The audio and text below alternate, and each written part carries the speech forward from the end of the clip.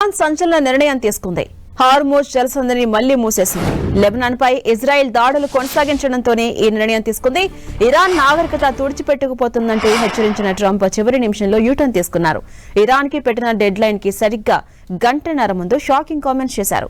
2 వారాల పాటు యుద్ధాన్ని వాయిదా వేస్తున్నామని, ఈలోపు శాంతి చర్చలు జరుగుతాయని పేర్కొన్నారు. అమెరికా అధ్యక్షుడు ట్రంప్ తీసుకున్న నిర్ణయానికి ఇజ్రాయెల్ మద్దతు ఇచ్చినప్పటికీ లెబనాన్ ని ఒప్పందంలో చేర్చలేదని పేర్కొంది. అయితే ఈ క్రమంలో లెబనాన్ పై ఇజ్రాయెల్ దారుణంగా విరుచుకుపడింది. 10 నిమిషాల్లోనే 100కు పైగా వైమానిక దాడులు చేసింది. ఈ దాడుల్లో వందల సంఖ్యలో ప్రజలు చనిపోగా వేల మంది గాయపడ్డారు. 1982 తర్వాత లెబనాన్ పై ఇదే అతిపెద్ద దాడిగా విశ్లేషకులు అంచనా వేస్తున్నారు. మరోవైపు ఇజ్రాయెల్ ని ఇరాన్ కొద్దిసేపటి క్రితమే హెచ్చరించింది.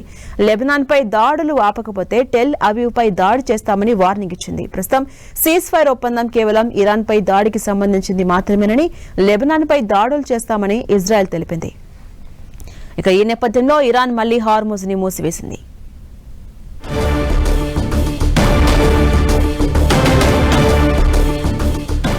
ఇక హార్మోజ్ విషయంలో మరోసారి ఇరాన్ కు వార్నింగ్ ఇచ్చారు అమెరికా అధ్యక్షుడు ట్రంప్. హార్మోజ్ తెరవకుంటే దాడులు తప్పవని హెచ్చరించారు. తుది ఒప్పందం కుదిరే వరకు అమెరికా బలగాలు ఇరాన్ చుట్టే ఉంటాయని స్ట్రాంగ్ గా వార్నింగ్ ఇచ్చారు. అమెరికా నౌకలు, వాహనాలు, విమానాలు ఇరాన్ను వేడనున్న ట్రంప్ ఒప్పందం అమలు కాకపోతే యుద్ధం మళ్లీ మొదలవుతుందని స్పష్టం చేశారు. పొరపాటున ఈసారి యుద్ధం మొదలైతే గతంలో కంటే మరింత తీవ్రమైన దాడులు ఉంటాయని వార్నింగ్ ఇచ్చారు. మీ ఊహకు అందని విధంగా, గతంలో ఎవరూ చూడని విధంగా విరుచుకుపడతామని ట్రంప్ స్పష్టం చేశారు. అదే సమయంలో ఇరాన్ దగ్గర అణ్వాయుధాలు ఉండకూడదని ట్రంప్ తేల్చి చెప్పారు.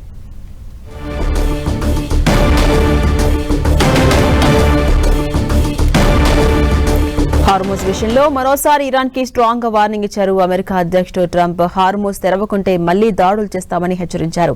తుది ఒప్పందం కుదిరే వరకు అమెరికా బలగాలు ఇరాన్ చుట్టే ఉంటాయని, తస్మా జాగ్రత్త అంటూ వార్నింగ్ ఇచ్చారు. అమెరికా నౌకలు, విమానాలు ఇరాన్ను వేడవన్న ట్రంప్ ఒప్పందం అమలు కాకపోతే మాత్రం యుద్ధం మళ్లీ మొదలవుతుందని స్పష్టం చేశారు. పొరపాటున ఈసారి కనుక యుద్ధం మొదలైతే గతంలో కంటే మరింత తీవ్రంగా దాడులు చేస్తామని హెచ్చరించారు. మీ ఊహకు అందని విధంగా, గతంలో ఎప్పుడు కూడా ఎవరూ చూడని విధంగా విరుచుకుపడతామని ట్రంప్ క్లారిటీ ఇచ్చారు. ఇక అదే సమయంలో ఇరాన్ దగ్గర అణ్వాయుధాలు ఉండకూడదని నొక్కి చెప్పారు ట్రంప్. లెబనాన్ పై ఇజ్రాయెల్ భీకర దాడులకు పాల్పడింది. 10 నిమిషాల వ్యవధిలో లెబనాన్లోని పలు ప్రాంతాలపై 100 ఎయిర్ స్ట్రైక్స్ చేసింది. ఈ దాడిలో ఇప్పటి వరకు 254 మంది ప్రాణాలు కోల్పోయినట్టుగా తెలుస్తోంది. అటు వందలాది మంది గాయపడ్డారు. క్షతగాత్రుల హాహాకారాలతో అక్కడ పరిస్థితులు దారుణంగా మారాయి. మృతుల సంఖ్య మరింత పెరిగే ఛాన్స్ ఉంది. దాడులు జరిగిన ప్రాంతాల్లో అంబులెన్సులు, వైద్య సిబ్బంది సహాయక చర్యలు కొనసాగిస్తున్నట్లు రెడ్ క్రాస్ వెల్లడించింది. క్షతగాత్రులతో లెబనాన్లోని అన్ని ఆసుపత్రులు నిండిపోయాయని ఆరోగ్య మంత్రి తెలిపారు. 1982 తర్వాత లెబనాన్ పై ఇదే అతిపెద్ద దాడని అధికారులు చెబుతున్నారు.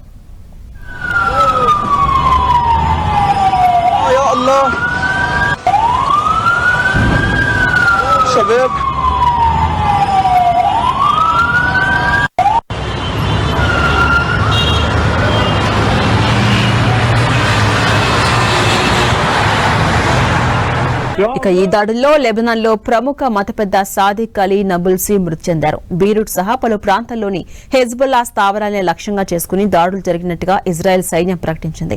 తమ దేశంపై దాడులు చేయడానికి హెజ్బుల్లా ఉపయోగించే కమాండ్ అండ్ కంట్రోల్ కేంద్రాలు, ఉగ్ర స్థావరాలు, ఇతర మౌలిక సదుపాయాలు ధ్వంసం చేసినట్లు ఇజ్రాయెల్ తెలిపింది. ఈ దాడులపై హెజ్బుల్లా నుంచి ఎటువంటి స్పందన రాలేదు. ఇక ఇరాన్తో అమెరికా, ఇజ్రాయెల్ చేసుకున్న కాల్పుల విరమణ ఒప్పందంలో లెబనాన్ కూడా భాగమని మధ్యవర్తిత్వం వహించిన పాకిస్తాన్ ప్రకటించింది. అయినప్పటికీ ఇజ్రాయెల్ లెబనాన్ పై దాడులు కొనసాగిస్తోంది. ఈ దాడులు ఇలాగే కొనసాగితే అమెరికా, ఇరాన్ మధ్య కుదిరిన తాత్కాలిక సీజ్ ఫైర్ ఒప్పందంపై కూడా ప్రభావం పడే అవకాశం ఉంది.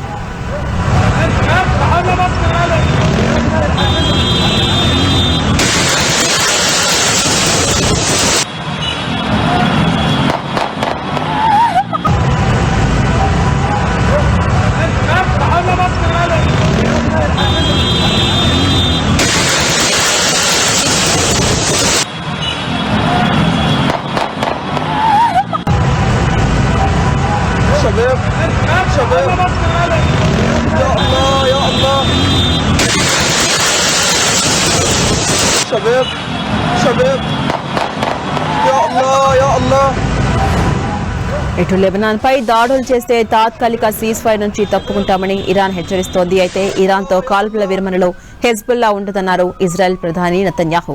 తాము హెజ్బుల్లాపై దాడులు కొనసాగిస్తున్నామని స్పష్టం చేశారు. ఇక కాల్పుల విరమణ ఒప్పందం కుదిరినప్పటికీ పశ్చిమాసియా వ్యాప్తంగా దాడులు జరగడం కలకలం సృష్టించింది. Israel, Bahrain, Kuwait, Saudi Arabia, యుఏఈలపై క్షిపణులు, డ్రోన్స్ దూసుకెళ్లాయి. ఇరాన్లోని లావన్ దీవిలో ఆయిల్ రిఫైనరీపై దాడి జరిగింది. దీంతో ఫిబ్రవరి 28న మొదలైన యుద్దం ఇంకా కొనసాగే అవకాశాలు ఎక్కువ కనిపిస్తున్నాయని నిపుణులు భావిస్తున్నారు.